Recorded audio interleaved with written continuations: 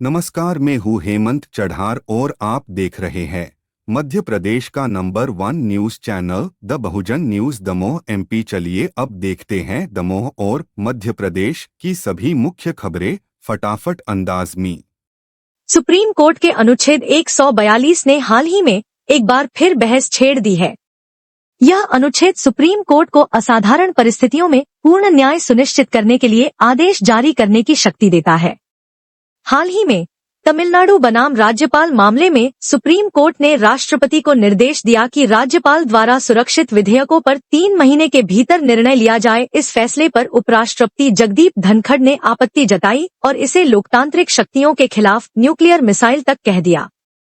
उन्होंने कहा कि न्यायपालिका को राष्ट्रपति को आदेश देने का अधिकार नहीं है। भारत में एब्सोल्यूट वीटो लागू नहीं होता, लेकिन पॉकेट वीटो का अधिकार राष्ट्रपति के पास है, जिससे वह विधेयकों पर विचार करने में समय ले सकते हैं।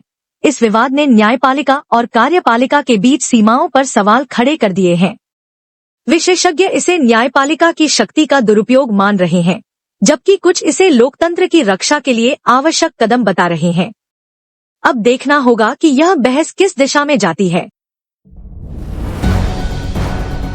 भोपाल स्थित भोज मुक्त विश्वविद्यालय ने भारतीय संस्कृति और साहित्य को आधुनिक विज्ञान के साथ जोड़ने के लिए एक अनोखा कदम उठाया है। विश्वविद्यालय ने रामचरितमानस के वैज्ञानिक दृष्टिकोण को समझाने के लिए स्नातक स्तर का पाठ्यक्रम तैयार किया है। इस पाठ्यक्रम में रामचरितमानस की चौपाइयों के माध्यम से भौतिक विज्ञान, रसायन विज्ञान, जीव विज्ञान और पर्यावरण विज्ञान जैसे विषयों को पढ़ाया जाएगा। उदाहरण के तौर पर मानस के उत्तरकांड में आई चौपाई हिमगिरी कोटि अचल रघुवीरा के माध्यम से विद्युत चुंबकीय क्षेत्र और गुरुत्वाकर्षण के सिद्धांतों को समझाया जाएगा। इस पहल का उद्देश्य भारतीय साहित्य में छिपे वैज्ञानिक सिद्धांतों को उजागर करना और विद्यार्थियों को भारतीय संस्कृति की वैज्ञानिकता से परिचित कराना है। भोज विश्वविद्यालय पहले भी विज्ञान से सामाजिक उत्थान नामक डिप्लोमा पाठ्यक्रम चला चुका है, जिसमें हर साल 50 से अधिक विद्यार्थी प्रवेश लेते हैं। यह पाठ्यक्रम भारतीय साहित्य और विज्ञान के बीच एक पुल का निर्माण करेगा, जिससे विद्यार्थियों को आधुनिक और पारंपरिक ज्ञान का समन्वय समझने का अवसर मिलेगा। विज्ञान भवन, नई दिल्ली में आयोजित 17वें राष्ट्रीय सिविल सेवा दिवस के अवसर पर प्रधानमंत्री नरेंद्र मोदी ने कलेक्टर नेहा मीना को लोक प्रशासन में उत्कृष्टता के लिए प्रधानमंत्री पुरस्कार 2024 से सम्मानित किया। कलेक्टर नेहा मीना को prime ministers awards for excellence in public administration 2024 की एस्पिरेशनल ब्लॉक्स प्रोग्राम श्रेणी में यह पुरस्कार प्रदान किया गया। झाबुआ जिले में मोटी आई अभियान, हर घर जल और आवास योजना के तहत किए गए कार्यों को विशेष रूप से सराहा गया। इन प्रयासों ने झाबुआ के दूरदराज क्षेत्रों में पोषण आहार, किसानों की समृद्ध फसलें और हर वंचित को पक्के मकान का संकल्प साकार किया। इस वर्ष देश भर से चयनित 16 सिविल सेवकों को यह पुरस्कार दिया गया।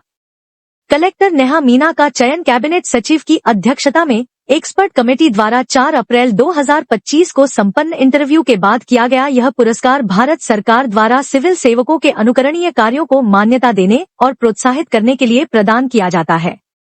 इसका उद्देश्य नवाचार, समग्र विकास और आकांक्षी ब्लॉक कार्यक्रमों के तहत उत्कृष्ट योगदान को मान्यता देना है। एस्पिरेशनल ब्लॉक प्रोग्राम के वर्ग में 5वां पुरस्कार प्रदान किया जा रहा है मध्य प्रदेश में जिला झाबुआ के रामा ब्लॉक को। मध्य प्रदेश के झाबुआ जिले में रामा ब्लॉक में एस्पिरेशनल ब्लॉक प्रोग्राम प्रगति को दे रहा है गति। मोटी आई जैसे अभियानों से ट्राइबल क्षेत्रों में सेहत बनी प्राथमिकता। मृदा कार्ड से किसानों की मदद, हर घर जल और आवास योजना जैसी कई पहलों से झाबुआ की तरक्की को नई ऊंचाई देने वाली टीम को शुभकामनाएं। मध्य प्रदेश के रामा ब्लॉक की ओर से ये पुरस्कार प्राप्त कर रही हैं झाबुआ की कलेक्टर और डिस्ट्रिक्ट मजिस्ट्रेट सुश्री नेहा मीणा।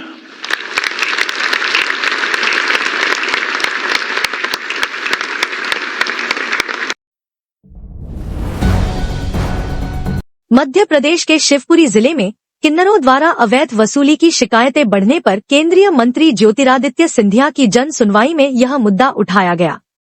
शिकायतकर्ताओं ने बताया कि शादी, बच्चे के जन्म या अन्य बड़े आयोजनों के दौरान किन्नर घरों पर आकर 51,000 रुपए से 1 लाख रुपए तक की मांग करते हैं, जो कई लोगों की आर्थिक स्थिति से परे है। इस शिकायत पर पुलिस प्रशासन ने तुरंत कार्रवाई करते हुए किन्नरों की एक बैठक आयोजित की और उन्हें सख्त हिदायत दी।